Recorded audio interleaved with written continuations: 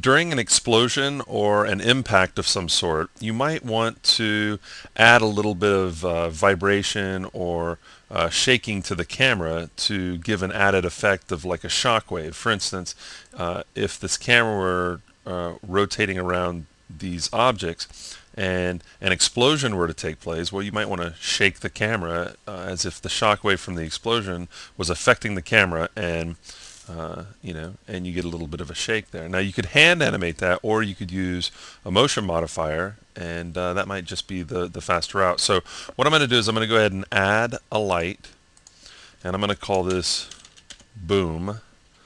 It's going to be our little explosion, and I'm going to come over to, let's just say around frame 10 to 15 there's going to be an explosion. So I'm going to take this light, P for properties. Let's make it a lens flare. I'm going to go to lens flare options, and I'm just going to turn that central ring off. I'm not a big fan of that. And let's set the flare intensity. Let's set an animation for that. So I'm going to click E for envelope, and let's say that at frame 10, from 0 to 10, let's make that 0 intensity, and we'll set them to linear. And then we'll set up a keyframe, say, let's not do it at 15, let's do it at 13, and we'll make it 100%, the intensity 100%, and then we'll come back down and do 0 at 16, or let's just do it at 15. Okay, so our animation looks something like this. Boom, we just get a little flash of light. Okay, but it doesn't look like to me there's any kind of impact going on because it's just this flash of light and nothing really happens. But if we select the camera, okay, let's go into perspective so we can see the camera. Okay, so if we select the camera, we can see we've got this nice smooth motion, but I want the impact to happen and send a shockwave. So the explosion happened and send a shockwave. So let's go back to the camera view, and we can see that we've got an explosion around 12, 13, 14, but we want to have the explosion and give it a little bit of time to get to the camera. So let's say around frame 15 we're actually going to have the camera affected. Okay, so I'm going to hit M for motion options, and under add modifier with the camera selected, I'm going to choose Jolt, and I'm going to double click. Now Jolt is great for, it's not just limited to the camera, you can use it on objects in the scene, but I like to use it for the camera. You can have it where you can just set keys, so I'm going to move this slider over to frame 15.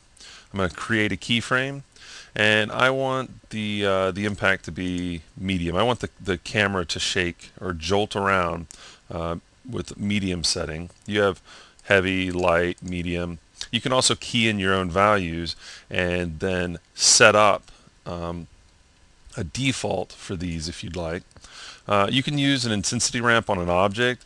How close is it getting? Like the event, how close is it getting? So you could have it where a jet flies by the camera or flies by an object, and when it gets to a certain distance, you can set that up as well. But for this, let's go ahead and just use setting the keyframe at frame 50. The duration is going to be to frame 30.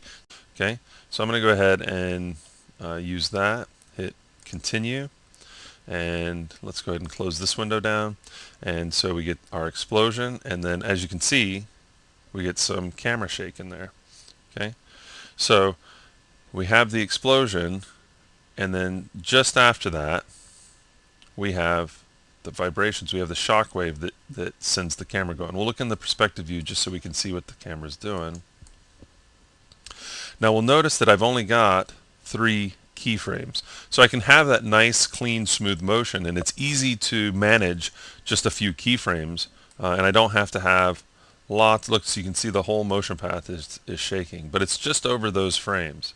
Okay, so it's much easier to manage than if you hand key it, because if you decide to change it or move where it takes place, you just need to go into the Jolt panel and go and adjust those values versus changing lots of keyframes either in the dope track or dope sheet or scene editor. So this is a really quick way to add a little bit of shake. Now again, I use it for the camera, but there's nothing that stops you from selecting the objects and doing the same thing. But I'd rather either use dynamics or hand key objects. But for the camera, I think this is an easy setup for getting some nice camera shakes, trying to add a little more realism to the camera work.